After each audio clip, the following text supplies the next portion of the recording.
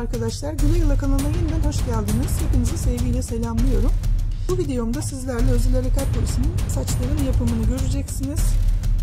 Şu şekilde. Hepinize kolaylıklar diliyorum. Ne yapıyoruz? Başlıyoruz. Şimdi saç için arkadaşlar şöyle ipleri uzun uzun kullanalım. Şöyle önce katlarını ayıracağız. Sonra birlikte iğneye geçireceğiz. Tel tel gözükmesi için yapacağım bunu.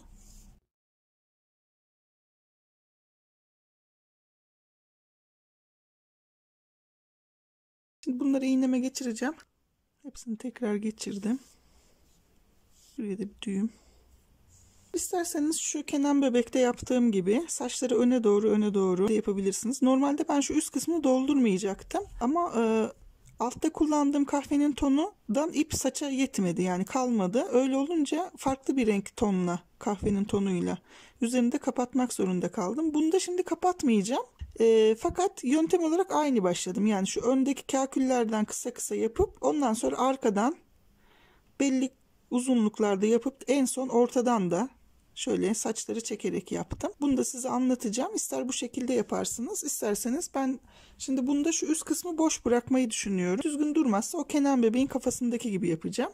Şöyle düşünün, bakın tam kaşın hizasındaki sık iğneden başlayarak yaptım. 1, 2, 3 sıra falan altında bir arka tarafa doğru atalım.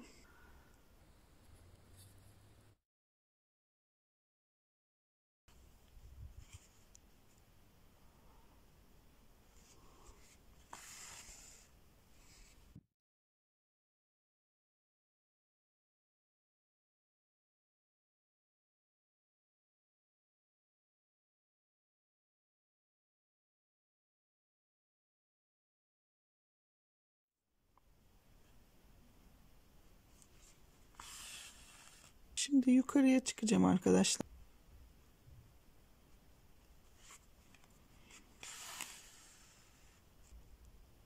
Arasındaki sırada girerek yapacağım. Bir boşluk kalacak. Önce orayı şurayı bir yapayım arkadaşlar.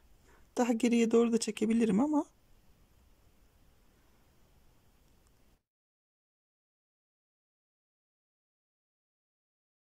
kaşın hizasındaki şeyden başlayarak 2 tane aşağı inerken birer sık iğne kaydırdım. Şimdi burayı şöyle şuraya kadar, şu kaşa kadar falan düz ineceğim şuradaki gibi.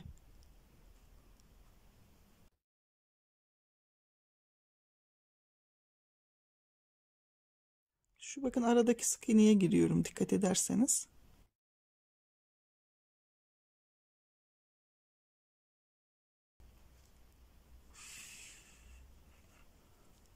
İpin katlarını bakın ayırdığımız için tel tel gibi gözüküyor arkadaşlar. İpi bütün kullandığınızda bütün kalın kalın duruyor ama böyle olduğunda tel tel görünüyor. Onun için bu şekilde katlarını ayırdıktan sonra yapıyorum.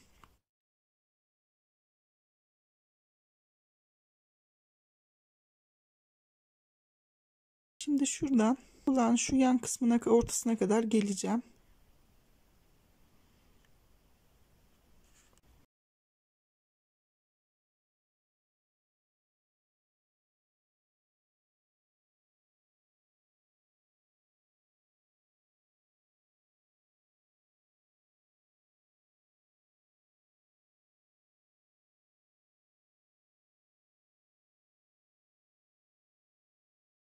Şunu da şöyle düz ineceğim birkaç tane.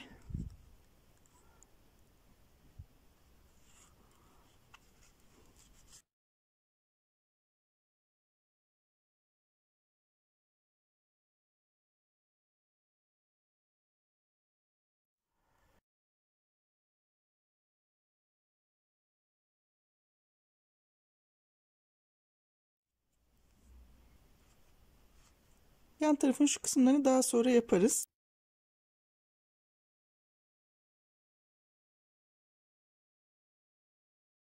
Şurada kalan boşlukları da daha sonra yapalım.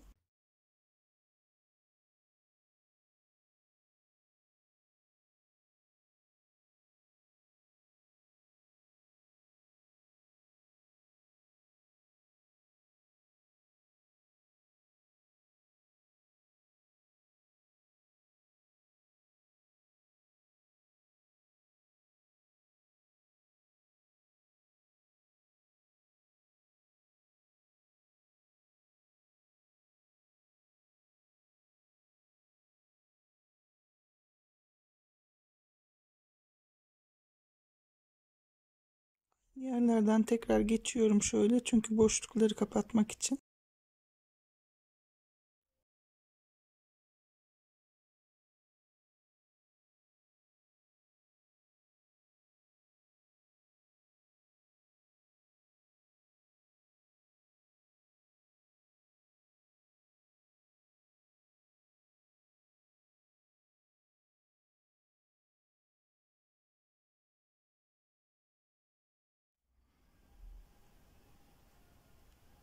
Şöyle bırakayım şimdilik burada ipi. Şimdi şu yanı bakın, tabi devam edeceğiz şu arkayı. Şu yanı yaptık. Şimdi bu yanı da yapacağım.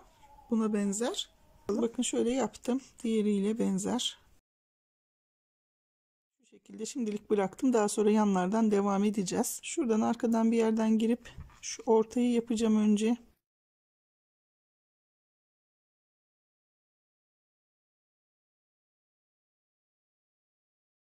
Şöyle şuradaki gibi küçük küçük V'ler oluşturacağız. Belli bir ölçümüz yok. Kimisi kısa, kimisi uzun. Şu orta biraz uzun olacak. Şu kenarlara doğru daha kısa olacak. İlk sırasından 1, 2, 3 sıra falan şöyle küçük küçük V'ler oluşturacağım.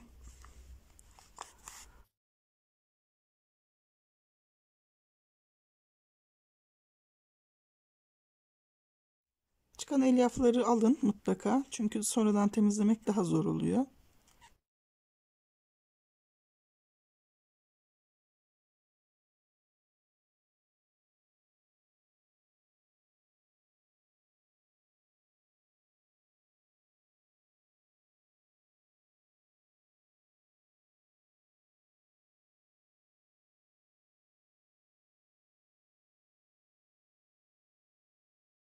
Şimdi şöyle birazcık gideceğim. Daha sonra üzerlerine tekrar gideceğim arkadaşlar. Düzeltmek için. Sadece şekil oluşturuyorum şu anda.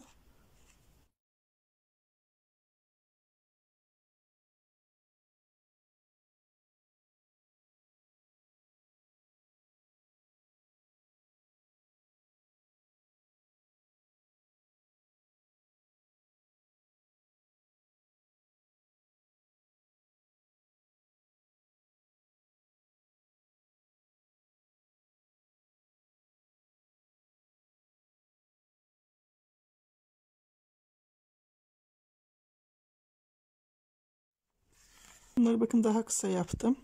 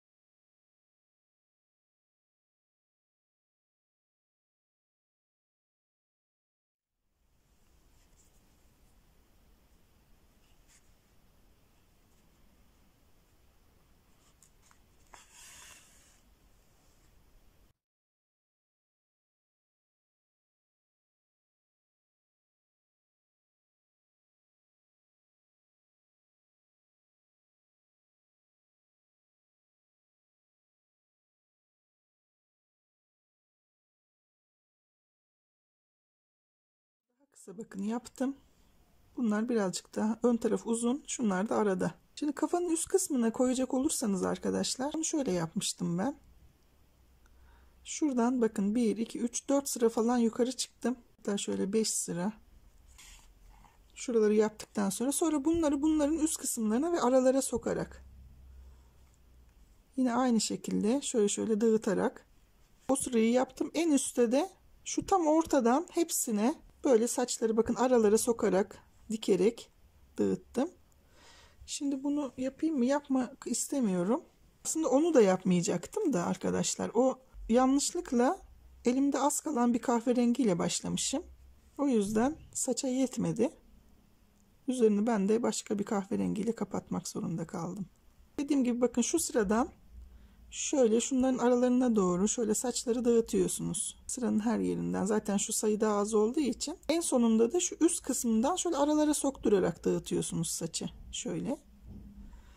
Tamamen kapanıyor. Şimdi ben şu aşağıya geleceğim. Arkayı ve yanları bitireceğim. 2 sık iğne sonrasından 1, 2, şöyle 3 sıra yapıyorum önce. Şöyle bir tane atlıyorum bakın. Bir sıra altına iniyorum. Önce alt sırayı yapalım, sonra üstleri yapalım. Ben yöntem gösteriyorum size. Siz geliştirebilirsiniz, farklılaştırabilirsiniz. Şurası çok boş geldi gözüme de. Şuradan başlayacağım.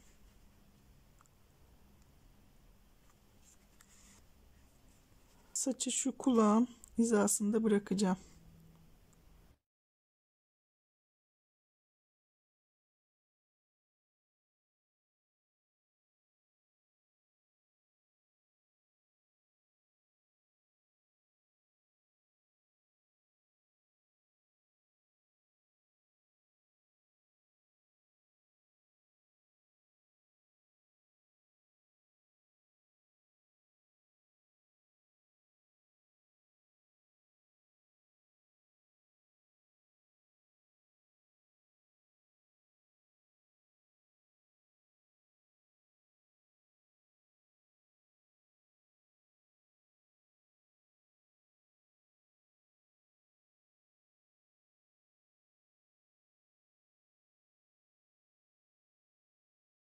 Şöyle çapraz artık yukarı doğru. Çaprazından çıktım bakın.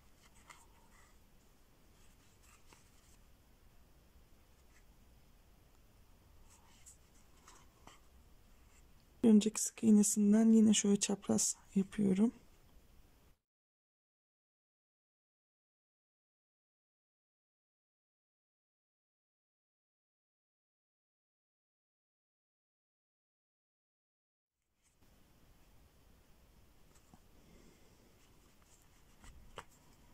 İpim az kaldığı için arkadaşlar. Bakın şurası bizim şu ortada kalan alan, çalışacağımız alan.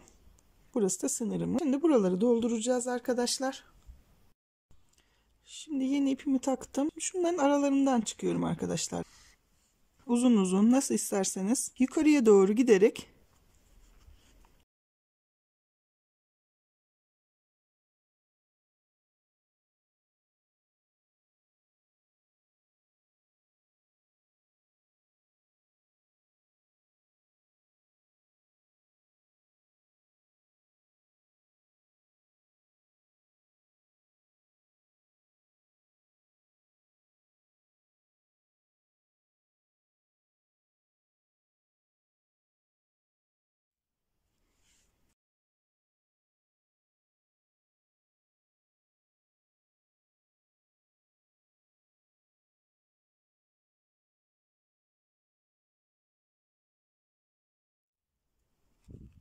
şu araları kapatıyorum bakın. Şöyle aralardan giriyorum sık iğnelere.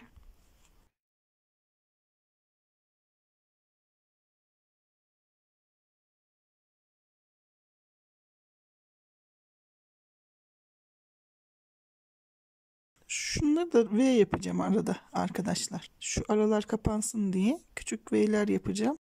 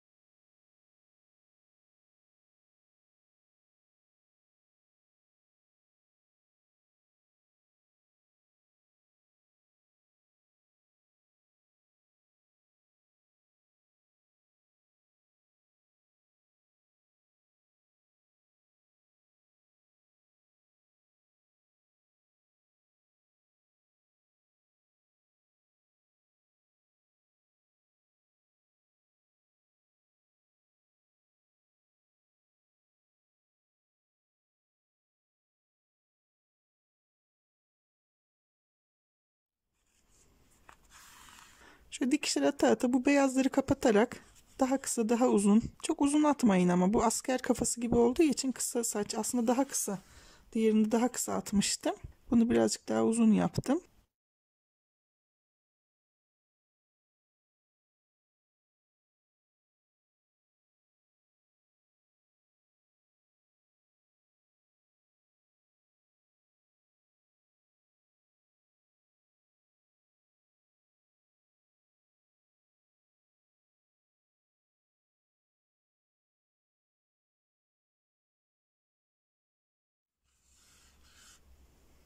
Video çok uzun olacak.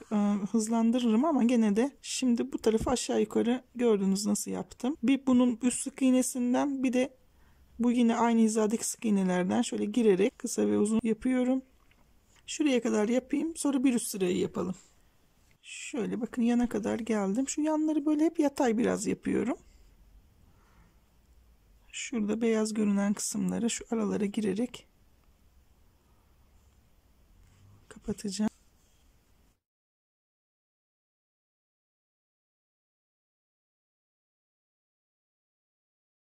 Şimdi bir üst sırada aynı işlemleri yapacağım. Kuralsız araları kapatmak için mümkün olduğu kadar düz, mümkün olduğu kadar kısa dikişlerle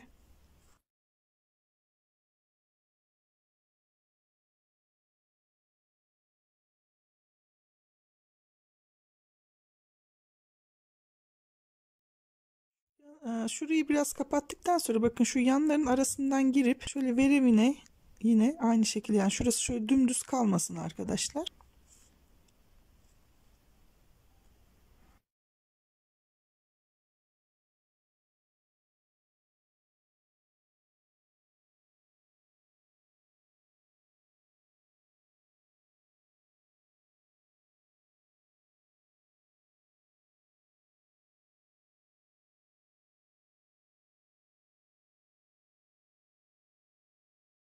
Şöyle birkaç tane attım. Yani şu araları kapatırken şu yandan verevine attım arkadaşlar.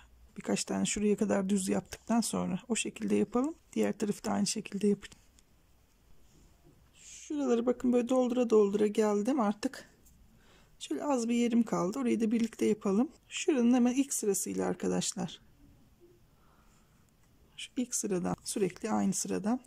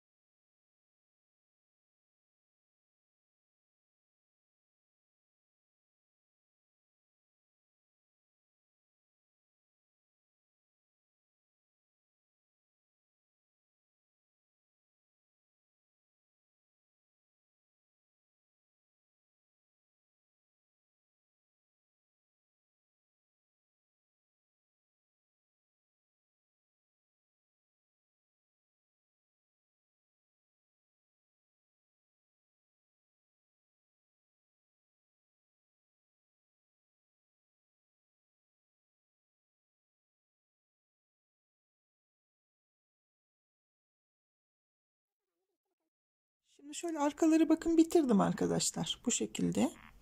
Fakat şu yanlar gözüme çok açık geldi. O yüzden şurayı şöyle düşüreceğim biraz.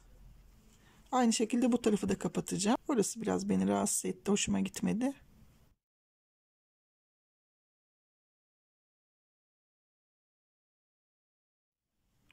Şöyle kapatacağım orayı.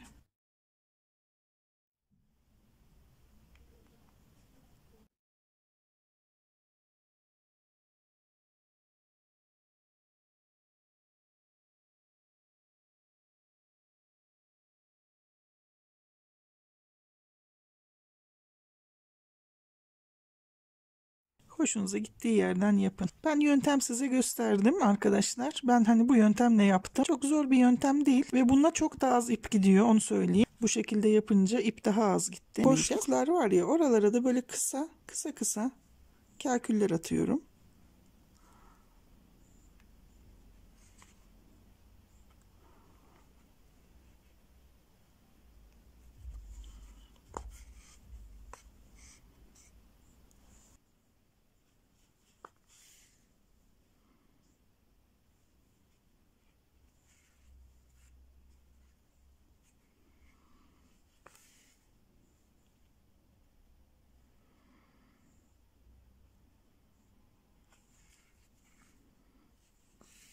Bu şekilde ön kısmı tamamlamış oluyorum arkadaşlar. Şuradaki boşluklara.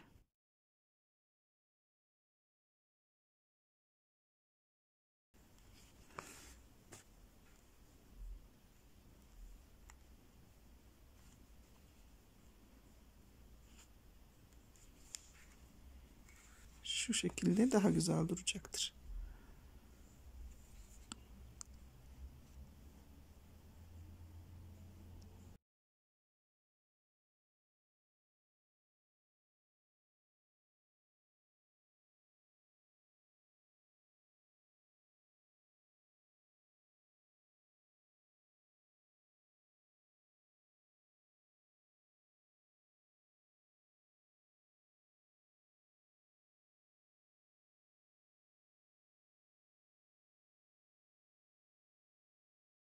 Şu şekilde bakın. Şu kısa kakülleri atmadığım zaman orası çok derin, boşluk görünüyor. O yüzden böyle daha güzel oldu. Saç kısmını sanki bu şekilde şöyle bitirmiş olduk. Üst saç kısımlarını doldurmaya gerek yok. İsteyen arkadaşlar yapabilirler. Kafa ile gövdeyi birleştirmenin vakti geldi. Şu benim elektrikçilerden aldığım, elektriklerin kullandığı bir boru. Genellikle bunu kullanıyorum. Bunun tabi biliyorsunuz 24 sık iğnede bırakmıştık. Kafada 25 sık iğnemiz var. Onu bir tanesini yedireceğiz artık. 24 sık iğne olduğu için biraz geniş. Bundan dolayı şu kısmına sökük iplerle şöyle doldurdum arkadaşlar.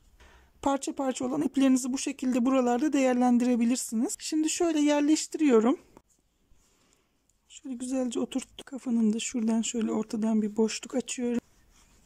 Şöyle şuraya dikeceğim arkadaşlar. Basitçe göstereyim. Benim diğer videolarımda da var. En kolay nasıl rahatınıza giderse o şekilde dikin ama ben şöyle sık iğneye dikiyorum arkadaşlar. Şuradan.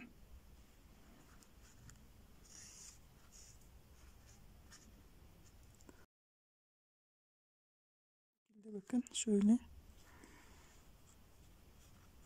Bu şekilde tüm sık iğnelerimi birbirine dikeceğim. Kafada bir tane fazla sık iğnemiz var ama onu arka tarafta bir yerde yedirebilirsiniz arkadaşlar.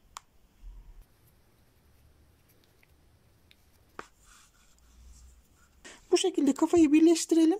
Ondan sonra sonuca bakalım birlikte arkadaşlar. Başın dikimini şöyle tamamladım bakın arkadaşlar. Şu şekilde başı da gövdesine diktik. Şimdi bebeğimizin tüm parçaları tamamlanmış oldu. Ana parçalarımız şu anda bu şekilde. Bir aksesuarlarımız kaldı. Birkaç tane aksesuar yapacağım. Silah yapacağım. Bebeğimizin ana kısmı bu şekilde. Gerçekten çok güzel oldu. Öncelikle tabii ki ne yapıyoruz? Kendimizi alkışlıyoruz. Çok teşekkür ederim benimle birlikte olduğunuz için. Daha sonraki videolarımda görüşmek üzere. Lütfen beğen butonuna basmayı ve yorum yapmayı unutmayın arkadaşlar. Çok rica ediyorum. Çok boş geçiyorsunuz. Orada bir kalp de olsa göreyim. Desteklerinizi bekliyorum. Daha sonraki videolarımda görüşmek üzere. Sevgiyle kalın. Hoşça kalın.